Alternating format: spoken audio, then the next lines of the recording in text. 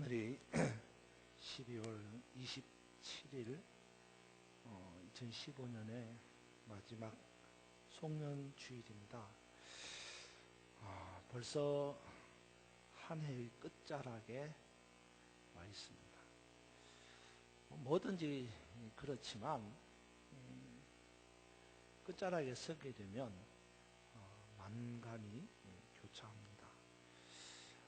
지금까지 걸어온 길을 되돌아보고 잘한 것, 또 못한 것을 따져보면서 여러 가지 생각에 잠기게 되는 것입니다. 여러분은 어떻습니까? 한 해의 끝자락에 서 있는 여러분은 한 해를 돌아보면서 어떤 생각에 잠기게 됩니까? 잘한 건 뭐고, 또 잘 못한 건 뭔지, 그리고 이 해가 지나가기 전에 꼭 해야 할 일은 뭔지. 특별히 우리는 예수님 안에서 한 형제, 한 자매라고 하는데, 정말 한 형제, 자매로서 서로 잘 살았는지, 그리스도인을 가리켜서 영의 사람이라고 말하는데, 과연 영의 사람처럼 영적인 성숙함을 이루며 살았는지. 사랑하는 여러분, 이해가 가기 전에 그리스도인으로서 영적인 성숙을 이루어가며 사는 은혜가 있기를 바랍니다. 그래도 그리스도인으로 한 해를 더 살았다면 우리들의 영성이 더 깊어져야 하지 않겠습니까? 간절히 바라기는 이 해가 다 지나가기 전에 영적인 성숙을 이루어가는 저와 여러분이 되기를 주님의 이름으로 축원합니다. 영적인 성숙, 영적인 성숙, 이것이 우리의 과제입니다. 예전에 그 MBC 방송국과 CGN TV 이 방송국의 이사로 계셨던 조정민 목사님이라는 분이 있습니다. 아시는 분이 계실지 모르겠는데, 특별히 이 조 목사님이 쓰신 글 중에서 페이스북 잠언 2집이라고 하는 글이 있는데, 그 책 제목이 뭐냐 그러면 사람이 선물이다 라고 하는 책입니다. 혹시 여기 계시는 분들 가운데서 이 책을 읽어보신 분이 계실는지 모르겠지만, 지난 주간에 저는 그 책을 읽다가 거기에 나오는 한 구절에 큰 감동을 받았습니다. 거기에는 이런 글이 있습니다. 잘 들어보세요.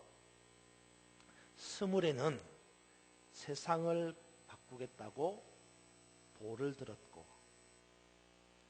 서른에는 남편을 바꾸겠다고 눈초리를 들었고, 마흔에는 아이를 바꾸어 놓고야 말겠다고 매를 들었고, 쉰이 가까워진 지금 바꾸어야 할 사람이 바로 나임을 깨닫고 들었던 것을 다 내려놓았습니다.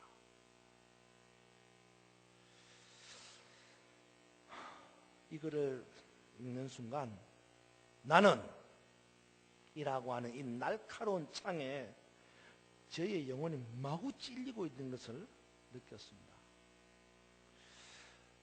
내 나이 20대에는 정의로움으로 세상을 바꾸겠다고 짱또를 들었습니다. 그리고 내 나이 30에는 아내를 바꾸겠다고 내쏜 눈초리를 들었습니다. 세월이 흘러 내 나이 40에는 자녀를 바꾸겠다고 매를 들었고, 그리고 내 나이 50이 가까운 지금 이제야 깨달았습니다. 진짜로 바꿔야 할 대상은 남이 아닌 나라는 것을. 그래서 들었던 것을 다 내려놓았습니다.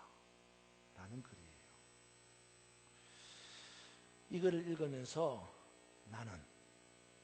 나는 다 내려놓았는가 스스로 묻지 않을 수 없었습니다. 나는 지금 내 나이 50이 넘어가고 있는데 여전히 바꾸어야 할 사람이 내가 아닌 다른 사람이라고 생각하면서 손에 든 돌을 내려놓지 못하고 눈에는 섬찟한 눈초리를 발사하고 끝까지 매를 붙잡고 있는 나의 모습을 발견합니다. 그래도 목사라고 영적인 성숙을 이루기 위해서 금식 기도는 수도 없이 하고 성경은 수십 번 읽었는데 여전히 문제는 내가 아니라 남이라고 생각하면서 쉽게 손가락질 하던 것이 부끄럽게 느껴졌습니다. 이러고도 내가 다른 사람에게 영적 성숙을 말할 수 있는가? 진정한 영적 성숙이라는 것은 내가 가리키던 손가락이 자신을 가리키는 손가락으로 바뀔 때에 진정한 영적 성숙을 이루어가는 겁니다. 그런데 여전히 나는 손가락으로 남을 가리키고 있는 거예요. 이런 내가 무슨 영적 성숙을 말할 수 있겠습니까? 남을 보는 눈에서 자신을 보는 눈으로 바꾸는 것, 그것이 한 해를 보내는 지금 이 시점에서 영적인 성숙함이라고 말할 것입니다. 마태복음 7장에 보면 예수님께서 이런 말씀을 하셨습니다. 여러분 한번 찾아봅시다. 마태복음 7장. 마태복음 7장 1절로 5절 말씀을 찾아서 함께 한번 읽어봅시다. 같이 한 목소리로 1절로 5절, 마태복음 7장 1절로 5절 같이 한번 읽어보겠습니다. 시작. 비판을 받지 아니하려거든 비판하지 말라. 너희가 비판하는 그 비판으로 너희가 비판을 받을 것이요 너희가 헤아리는 그 헤아림으로 너희가 헤아림을 받을 것이니라. 어찌하여 형제의 눈 속에 있는 티는 보고 내 눈 속에 있는 들보는 깨닫지 못하느냐. 보라, 내 눈 속에 들보가 있는데 어찌하여 형제에게 말하기를 나는 네 눈 속에 있는 티를 빼게 하라 하겠느냐. 외식하는 자여, 먼저 내 눈 속에서 들보를 빼어라. 그 후에야 밝히 보고 형제의 눈 속에서 티를 빼리라. 아멘. 그렇습니다. 여러분, 이것이 영적인 성숙함입니다. 남의 눈 속에 있는 티를 보는 데서 시작해서 내 눈 속에 있는 들보를 보는 것으로 진화해가는 것, 그것이 진정한 영적 성숙함이라는 거예요. 여러분, 아직까지도 다른 사람의 눈에 있는 티를 보고 있습니까? 아직까지도 다른 사람의 눈 속에 있는 티를 빼어야 된다고 생각하십니까? 벌써 한 해라고 하는 시간을 보냈습니다. 1년이라고 하는 시간은 결코 짧은 시간이 아닙니다. 이제는 자신의 눈 속에 있는 들보를 봐야 하지 않겠습니까? 이제는 내 눈 속에 있는 들보를 빼어야 하지 않겠느냐 말입니다. 그것이 한 해를 보낸 사람의 영적 성수가 아닙니다.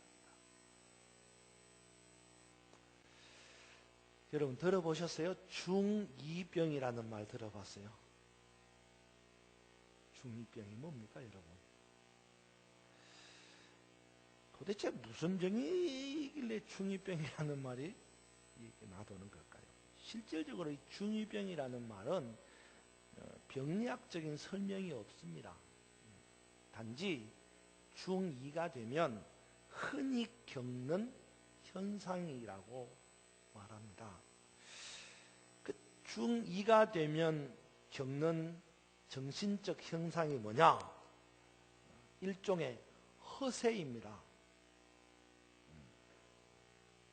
우월의식 같은 거예요. 그러니까 이런 거예요. 좋고 잘되고 잘하는 것은 다 지가 잘나서 그렇게 된 거예요. 반대로 나쁘고 안되고 못하는 것은 다 남 탓이에요. 다시 말해서 다른 사람 때문에 안되고 나쁘고 못하게 되는 것이라고 생각하는 게 중2병입니다. 뭐예요? 손가락을 다른 사람에게 가리키는 거예요. 혹시 여러분 가운데 아직까지 이 중2병에서 벗어나지 못하고 계시는 분이 없을까요? 이제 한 해를 더 살았습니다. 다른 사람을 가리키던 손가락을 자신에게 돌려보시기 바랍니다. 지금은 한 해의 끝자락에 서서 남 탓이 아니라 내 탓을 하며 영적인 성숙함을 이루어 가야 될 마지막 시간입니다. 오늘 저와 여러분이 함께 읽은 이 본문의 말씀은요, 용서에 대한 예수님의 가르침입니다. 예수님의 수제자였던 베드로가 예수님께 질문을 했습니다. 예수님, 형제가 내게 죄를 범하면 몇 번이나 용서해 줄까요? 7번 하면 되겠습니까? 그렇게 물었어요. 예수님이 뭐라고 대답하십니까? 이렇게 답하셨어요. 7번을 70번까지라도 용서해 주라. 7번을 70번. 그러면서 예수님이 빚진 자의 비유를 말씀해 주셨어요. 이 빚진 자의 비유가 뭡니까? 1만 달란트를 빚진 자가 있었는데 이 1만 달란트 빚진 자가 주인을 만나가지고 이거 빚을 도저히 갚을 길이 없잖아요. 주인이 갚으라 그러니까 그냥 꼭 갚겠다고.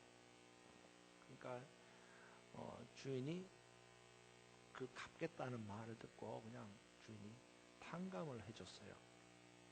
근데 이 1만 달란트를 탕감받은 이 사람이 나가서는 자기에게 100데나리온을 빚진 자를 만났어요. 빚을 갚으라고 독촉을 했습니다. 이 사람이 어쨌든지 갚겠다.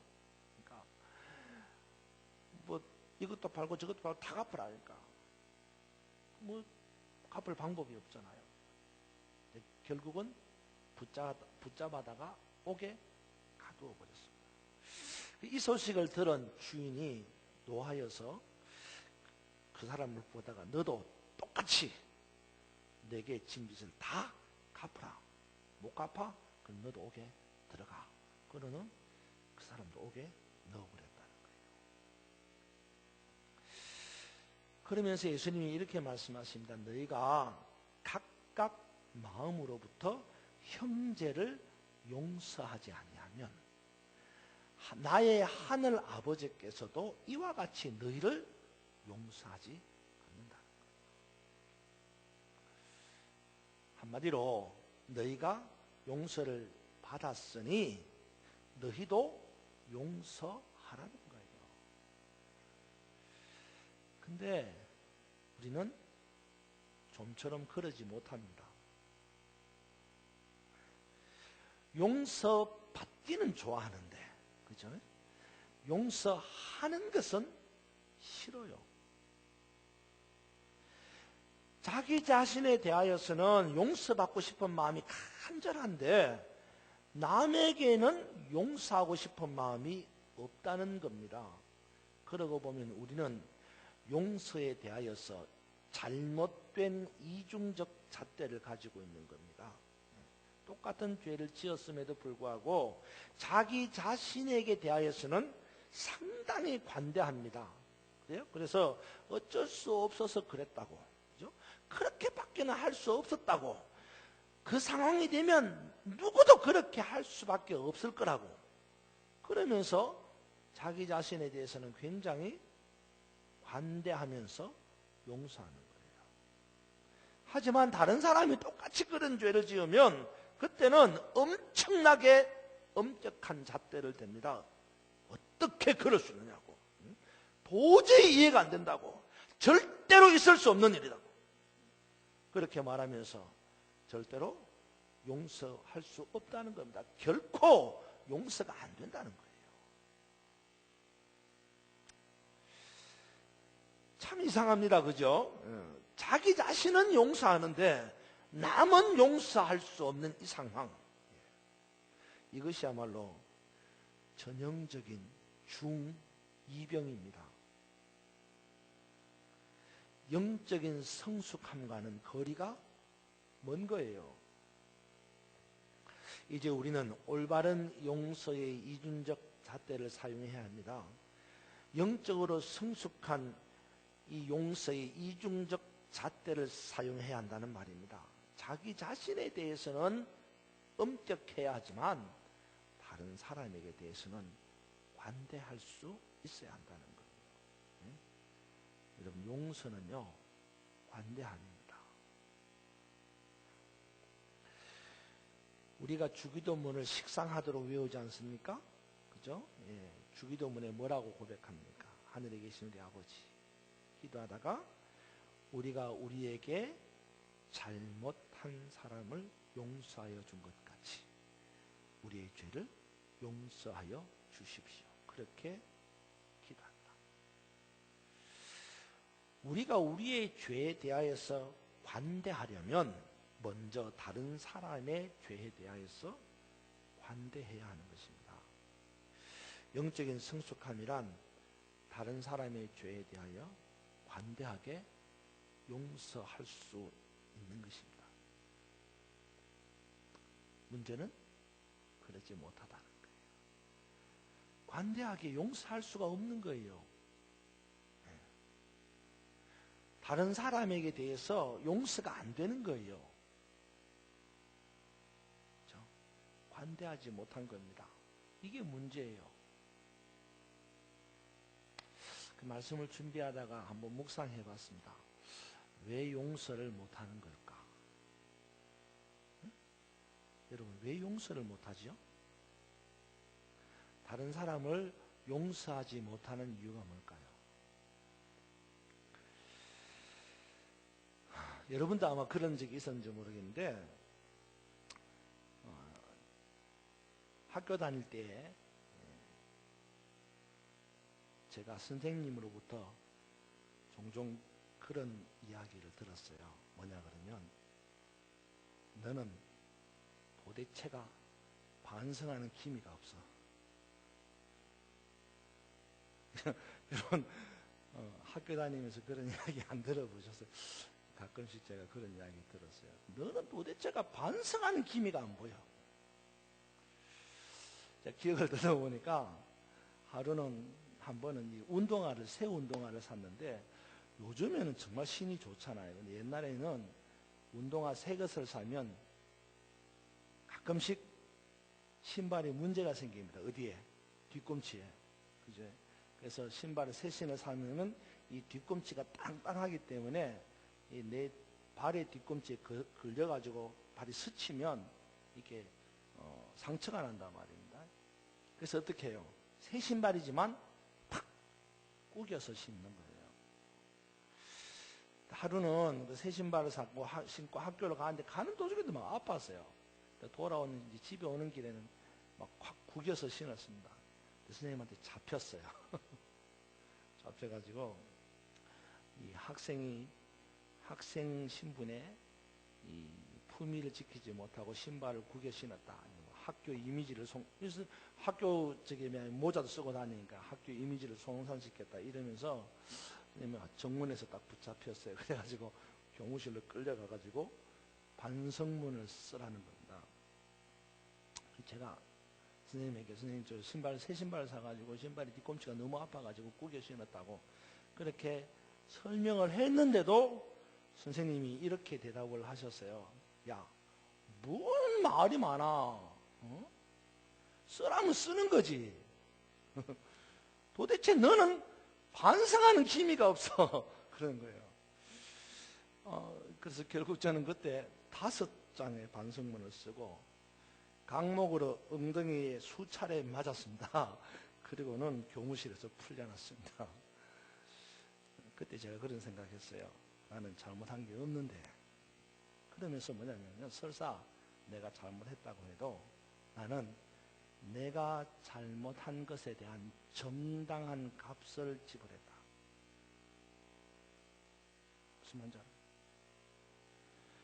내가 교무실에서 풀려난 것은 선생님이 나를 용서해서 풀려난 게 아니고 내가 말도 안 되는 내 죄값에 대한 5장의 반성문과 수차례의 엉덩이 강목살이를 받고 난 다음에 정당하게 값을 지불하고 풀려났다. 선생님 저를 용서해 주지 않았어요. 왜요? 이유가 뭐예요? 너는 뭐가 없어요? 반성하는 기미가 없다는 거예요. 그렇습니다. 요즘 용서하지 못하는 이유가 뭡니까? 상대방이 뭘 안 해서?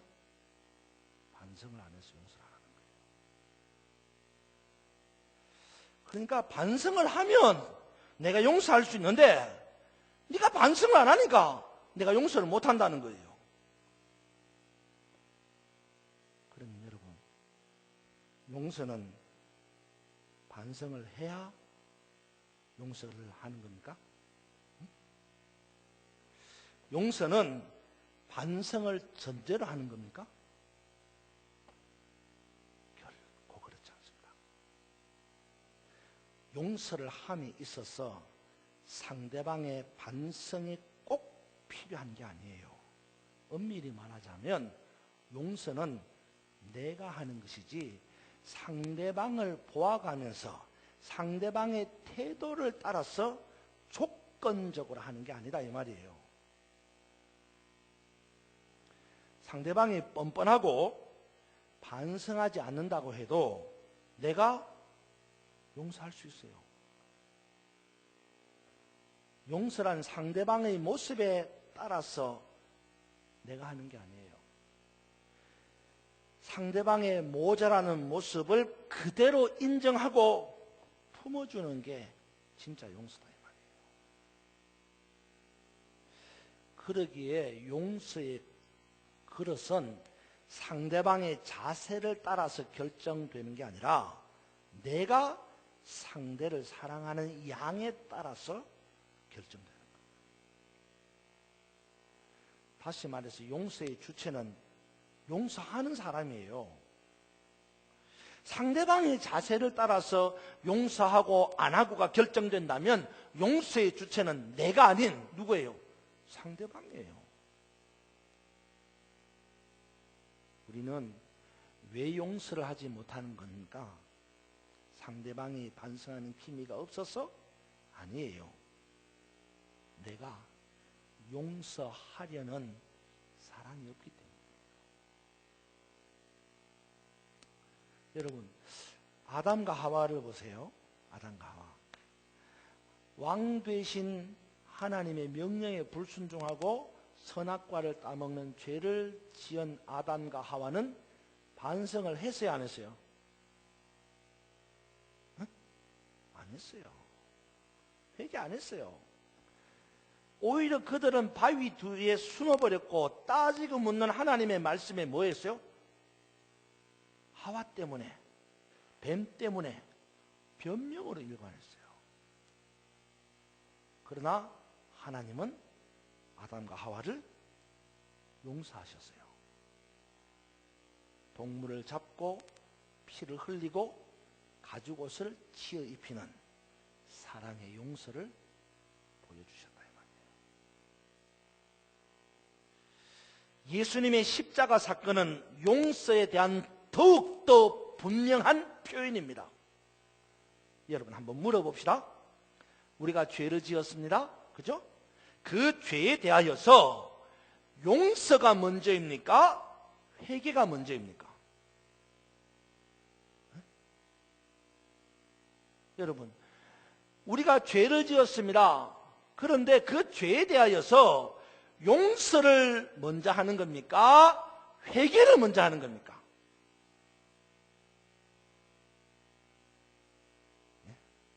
다시 말해서 죄에 대하여서 먼저 회개해야 용서받는 건가요? 아니면 먼저 용서를 하고 우리가 회개하는 거예요? 아담과 하와를 생각해 보라니까요. 잘 생각해 보세요, 여러분. 용서가 먼저입니까? 회개가 먼저입니까? 분명히 말씀드리지만 용서가 먼저예요. 용서가. 예수 그리스도의 십자가의 사건은 우리가 회개했기 때문에 일어난 사건이 아니에요. 회개보다 먼저 일어난 사건입니다. 내가 회개하기 전에 하나님의 사랑이 이렇게 나타난 바 된 것이 십자가의 사건이고 용서입니다. 그러면 왜 회개하는 겁니까? 이미 다 용서했는데 굳이 회개할 이유가 뭡니까? 그것은 진정한 회개란 용서의 의미를 깨달은 자가 하는 행동입니다. 이미 우리에게 이렇게 나타난 바 된 사랑의 용서를 깨달은 자가 그 깨달음의 행동으로 나타나는 것이 회개라는 거예요. 다시 말하지만 회개하니까 나타난 것이 용서가 아니에요. 용서가 먼저 나타나고 먼저 나타난 용서의 감동을 받는 것이 회개라는 형태입니다. 그러니까 여러분 보세요. 용서가 있는데 내가 회개 안 하면 용서가 됩니까? 이런 거예요. 내가 내 아들을 용서했어요. 그럼 내 아들이 내 용서에 대해서 감동을 깨닫고 지가 회개를 해야 내 용서가 가치가 있는 거예요. 무슨 말인지 알아요? 내가 내 아들을 용서했는데 내 아들이 뭣도 몰라, 아무것도 몰라, 회개하지 않아. 그러면 나는 용서했지만 그는 용서를 받지 못한 거예요. 그게 회개의 가치란 말이에요. 아시겠어요? 여러분, 그렇게 까닭에 우리가 먼저 용서해야 하는 거예요. 상대방이 반성하지 않아도 용서는 내 몫입니다. 내가 용서하는 것입니다. 너는 반성하는 기미가 없어. 그래서 내가 너를 용서 못해. 그것은 결국 용서하지 못하는 나의 핑계일 뿐이에요. 내가 용서하기 위해서 상대방의 용서를 구하지 마십시오. 내가 용서할 이유를 찾기 위해서 상대방의 반성을 강요하지 마십시오. 용서는 무조건적인 거예요. 하나님이 우리를 무조건적으로 용서하셨듯이. 그래서 용서는요, 영적으로 성숙한 사람이 하는 행동입니다. 여러분, 이 한 해가 끝나갑니다. 한 해를 더 사셨습니다. 한 해를 더 산 만큼 저나 여러분이 영적으로 성숙한 그리스도인이 되어야 하지 않겠습니까? 그 영적 성숙함이 무엇으로 나타나야 합니까? 이해가 가기 전에 꼭 해야 될 일이 있다면 용서하는 일입니다.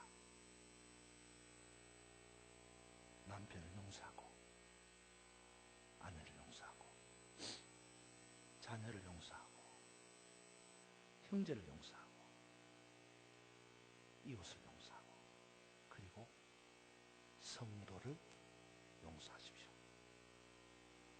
반성을 조건으로 하는 용서가 아닌 하나님께서 우리에게 보여주시고 예수 그리스도께서 우리에게 나타내 주신 그 용서를 이해가 가기 전에 꼭 행함으로 영적으로 성숙한 그리스도인으로 자라가는 저와 여러분이 되기를 주님의 이름으로 축원합니다.